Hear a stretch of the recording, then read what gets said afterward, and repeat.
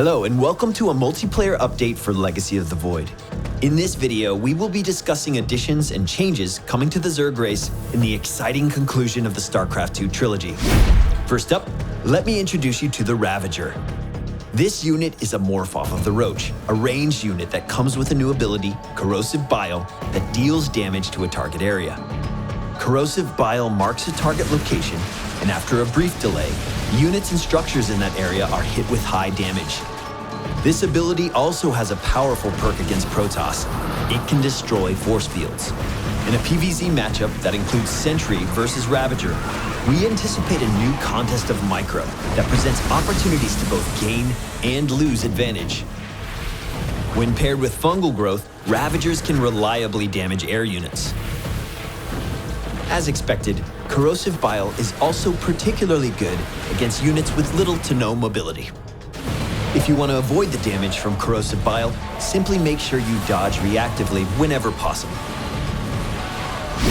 For those of you that have been around StarCraft since Brood War, this unit hardly needs an introduction, the Lurker.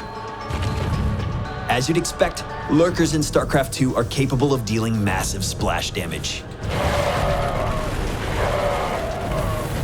They also serve as a ranged siege option capable of outdistancing most units and all base defense structures. For Terran, countering the Lurker can be accomplished with the recently added Cyclone. To learn more about the Cyclone, be sure to check out our Terran update video.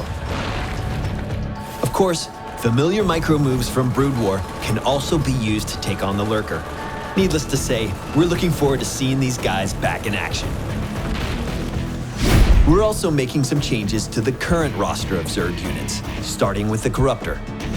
We're adding a new ability to the Corruptor called Caustic Spray that deals damage to ground units and structures. This damage ramps up over time, making it a strong choice against buildings.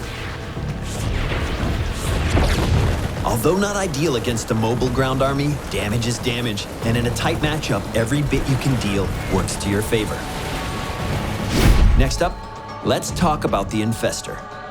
We're giving the Infestor a new ability called Aggressive Mutation that grants a flat damage buff to friendly units.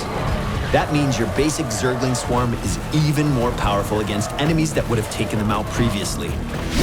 In Legacy of the Void, the swarm host is going to be taking a bit more of an aggressive role when it comes to harassment. We have made the swarm host's locusts stronger while lowering the frequency with which they can spawn.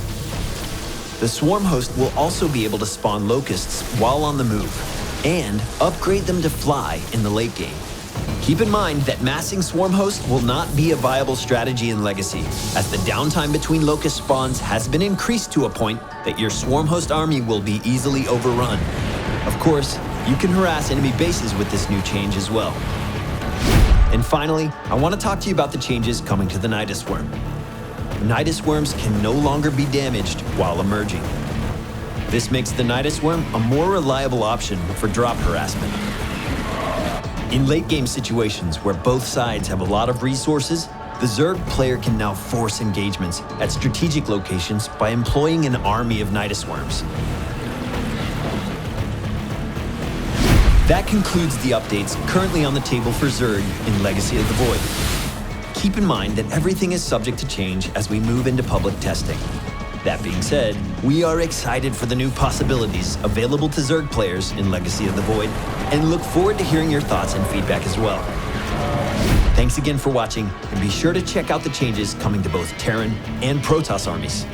I'm Cloakin with Blizzard Entertainment, and we'll talk to you soon.